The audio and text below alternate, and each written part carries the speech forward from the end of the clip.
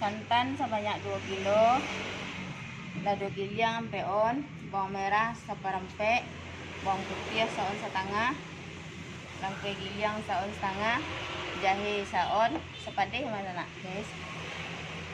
Kunyitnya setengah on, penyedapnya secukupnya saja.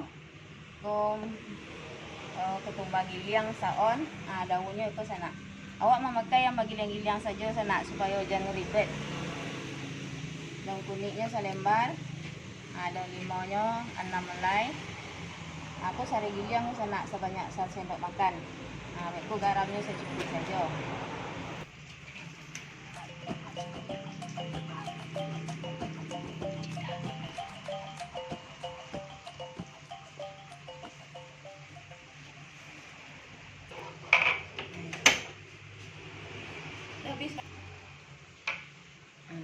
Langsung saja kita masukkan sana bumbu-bumbu yang tadi itu sadanya.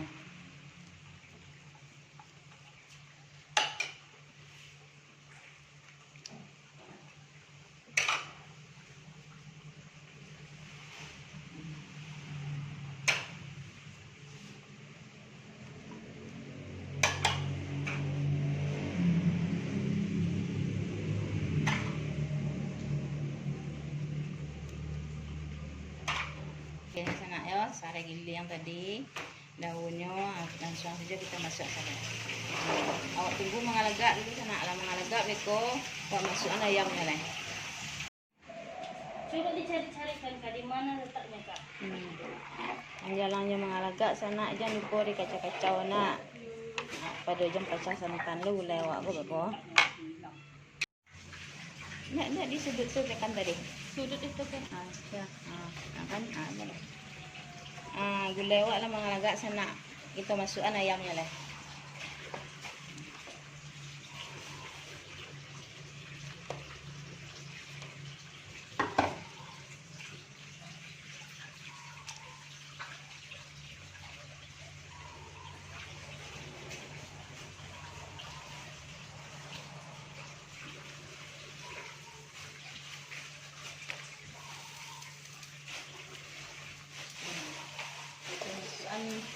Kita tumbagi yang tadi sekali.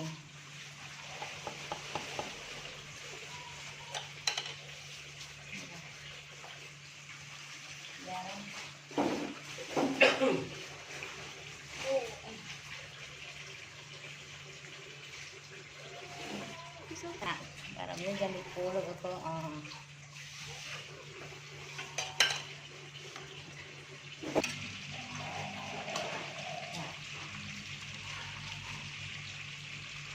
Kalau lah bentuk itu sangat, kalau masak mah bisa diangkit mah, bisa diangkit. Kita masukkan penyedapnya dulu sana. Penyedapnya, garamnya jangan lupa dicoba. Kurang-kurang lah betul. Sambil menonton ke sana, jangan lupa subscribe, like, komen sana. Mana nalah subscribe, didoakannya, dimurahkan rezekinya, dipanjangkan umurnya, dilindungi oleh Allah Subhanahu wa taala. Sama yang ada subscribe silahkan subscribe sana.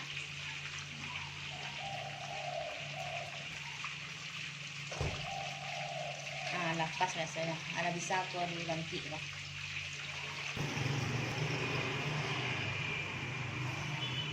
Ayamnya sana tak bisa dihidangkan. Selamat mencoba sana di Ampera Rory. Assalamualaikum warahmatullahi wabarakatuh.